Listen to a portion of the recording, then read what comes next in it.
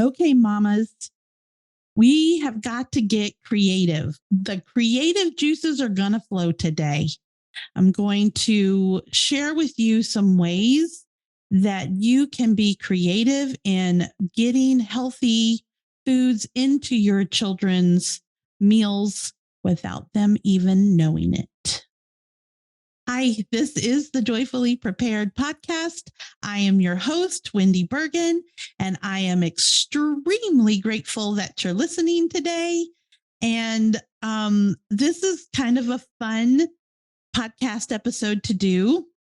I have 7 kids, and I have many that are picky eaters. Many. I have one daughter who hates with a great and visceral passion.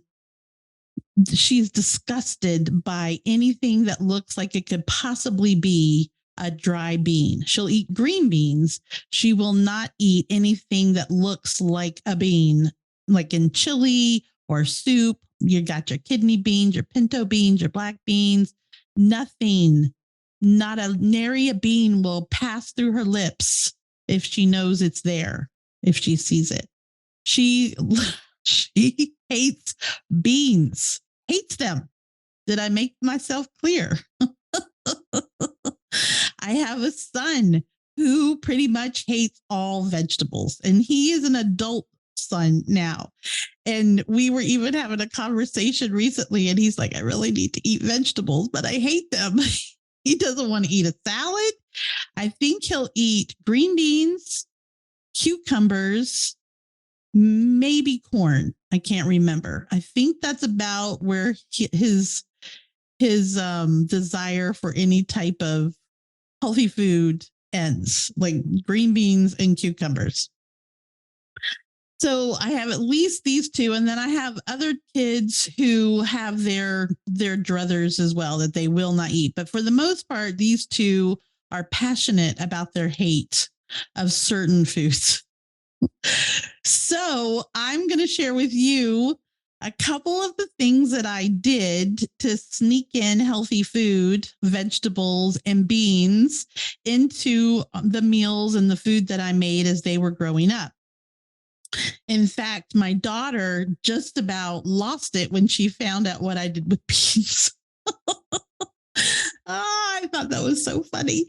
And she still doesn't know that I still do these things. So I'll start with beans. Number 1, beans. One of the easiest foods to sneak into a meal of all the foods, because there are so many different colors of beans that you can use those bean colors to your advantage. That is such a funny thing to say, I think. Talking about colors of beans to use to your advantage when sneaking them into meals.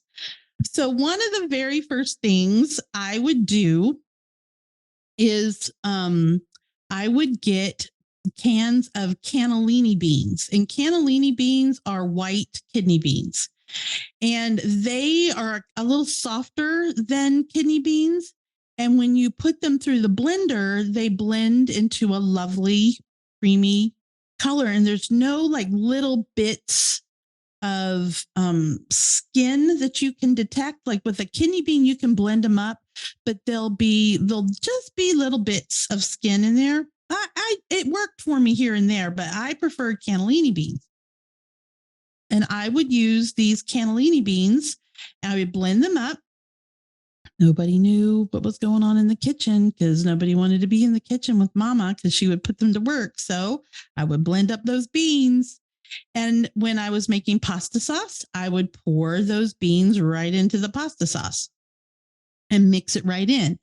So you've got a couple really good things happening here. Number 1, you're you're putting the beans into pasta sauce. So you've got all the benefits of the beans going right into the pasta, and it's a whole can. So it's about 15, 16 ounces, which is about a cup-ish of beans. Not a lot of beans, but it's enough. So the benefits of beans are it's high in fiber and has vitamins and minerals, all that kind of good stuff. But the fiber really is the key here because fiber helps to balance and regulate blood sugar levels. So when you're adding fiber to your diet, whether it's your child's diet or your diet, it's going to help with balancing blood sugar. It's going to help with movement. If you get my drift, help the movement of the food through the system. I'll just end there. And one of the physical benefits of the beans being in the sauce is that the beans actually thicken the sauce, so you don't have this super watery, runny sauce, pasta sauce, and so it thickens it up. And I would do the same thing with chili. I would make like quote unquote no bean chili, and I would just blend those little beans right up and mix them into the chili. And so she was happy. Everybody was happy, because we always serve chili over rice or cornbread, something like that. So they would never know. They were just like, oh, great, this chili doesn't have beans in it. Ha, ha, ha. So that's one major way that I would use beans in using them in pasta sauce. And like I said, you could blend different pinto beans would work great in that situation as well, because they become real nice and soft, and you can't really see their skin either once it's blended up. So the other day, guess what I did? I'm going to post this recipe on my show notes so you can come find it. I made pinto bean brownies. Hello. I actually soaked the beans and cooked the beans and had the beans in the fridge. And I wanted to try these brownies with the pinto beans in it. And so I just had to take, I think it was like, I did 15 ounces of beans, which is what a can of beans is. And I blended it up in my NutriBullet blender, whatever, with about 4 tablespoons of milk, just to make it, soft. And in fact, I'm going to post this on my Instagram. It looked, if you were just looking at that bullet, the top of the bullet where you blend it in, it looks like a Wendy's Frosty. I was like, is this a Wendy's Frosty? Or is this pulverized blended pinto beans? You wouldn't know. You wouldn't know, because just to look at it, you would just think it was a chocolate Frosty. That's what I thought it was, but it's not. And so I used this recipe and made these pinto bean brownies. Let me tell you something. Literally, those were the best brownies I've made in a very long time. And I just made some brownies like a week ago, and they just were not very good. With the beans in the brownies, I got the moisture, but it wasn't like ooey gooey. It was that fudgy moisture, and it was so intensely chocolatey. I mean, that could have been from the chocolate, the cocoa powder, but I mean, still, everything just came together. You would never know there were beans in those brownies. Nobody knows. Nobody knows they're eating beans, and they're very happy eating those beans right now. Okay. So there you go. I got those beans in the brownies. Life is going well. Let me tell you this. Meatloaf, meatballs, another wonderful place to sneak in vegetables. Wonderful. So you can do this a couple different ways. You can do the whole bean thing, and you almost don't even need to blend them. You can, but kind of just mush them, till they're, and then mix them in to the meatballs or the meatloaf. You can take vegetables and just pulverize them. You have to be careful depending on your kid. There are some kids who see a speck of green in a brown meatball and they get all hot and bothered about, oh my gosh, there's a vegetable in there. So my kids did know that I use things like parsley, herbs like that to make the meatball or the meatloaf fragrant and, tasty that way. So they were okay with the herbs. They just didn't want vegetables in there. So I just would blend things up and put them in the meatloaf, put them in the meatballs, because meatballs and meatloaf are the same thing. And honestly, I always when I make hamburger patties, I basically do the same thing. I just make little meatloaf patties. Essentially, they're really tasty. But I would blend up. They didn't like the chunks of onions in there. Not really sure why, but okay. So we just blend it up, or I would use onion powder. Same thing. Blend it up. I could blend up cauliflower. Um, Sometimes I would do some carrots, different things like that. And I would just blend it up. And you can't use a ton because it's liquidy. So you have to kind of play around with the ratios, but it's not meatloaf, meatballs. They don't have to be an exact science. You've got a lot of times you put egg in there to help with the moisture. In this case, you're putting in vegetables to help with the moisture. So again, this is super easy to do, and you're helping with the fiber. You're helping with vegetables. Come on, Wendy. Vitamins, minerals, all those kinds of things, and it's just they're eating it. So those are two big ways. Like I said, the sauce and the beans. And you can do the same thing with your pasta sauces, chili sauces. You can blend up vegetables to mix in there as well. So a lot of that is happening. And so you can have the beans, you can mix up, like I said, other types of vegetables to go in there too. Now, one of the easy ways, another easy way, smoothies, popsicles. So you get like cauliflower. You can get some cauliflower because it's white and nobody's going to notice. And then you got your strawberries, and you can do things like that. And if your kids are super adventurous and you're like, we're having green, we're going to have green or kiwi, I don't know, stuff like that.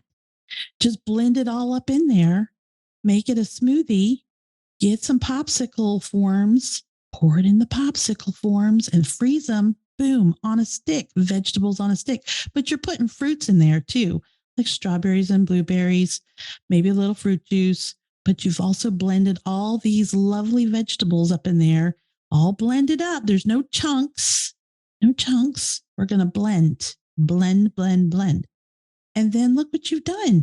You've created an opportunity for your child to be healthy. We're combating all the processed foods that we all eat and that are served to our kids hand over fist. And we're taking control back, sisters. We're taking the control back in our own kitchens. I promise you. Now, let me share one quick tip. With technology as awesome as it is, and I'm not talking about devices and stuff, I'm talking about food technology. I highly recommend freeze-dried food for a lot of this sneaky, healthy effort. Because here's the other thing I've been doing. Nobody knows this in my family, not even my husband. Not that he would care. It's not like he eats everything. He's great.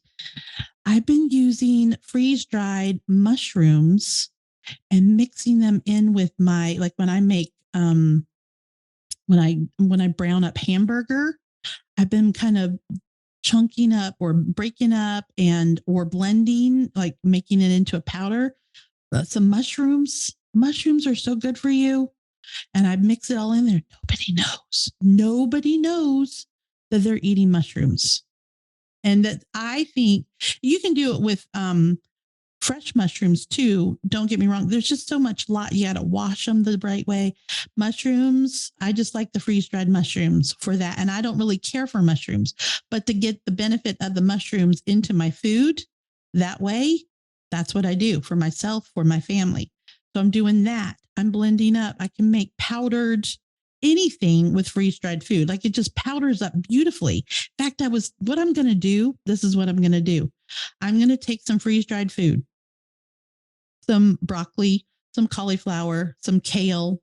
What else is healthy? Anything healthy? Mushrooms. I think I'm going to make a master blend. This is what I'm going to do. I'm going to make a master blend. I'm going to blend all this stuff up. And then when I'm cooking, I'm just going to throw in quarter of a cup, depending on what it is, maybe a full cup. The other thing really good about doing that with freeze-dried food is that, like, if I'm making my pasta sauce, I can put my beans in if I want, but I can also sprinkle some of this vegetable powder into the pasta sauce and it'll tighten it up, make it thicker. It adds the fiber, the vegetables, the nutrition, all that good stuff. So I hands down love using freeze dried food to sneak in. Is that bad that I keep calling it sneak in? To add, to be creative, to creatively add nutrition to our meals. Why not? Do it. I'd like to know what you do. If you have any other tips on this, I'd love to hear them. I have a free download on my website. So you can go to joyfullyprepared.com and go to my that's my website. And I think it's called 10 creative uses for freeze dried food. You go to freebies and I think you go joyfullyprepared.com /FD food /. So freeze dried food. So FD food.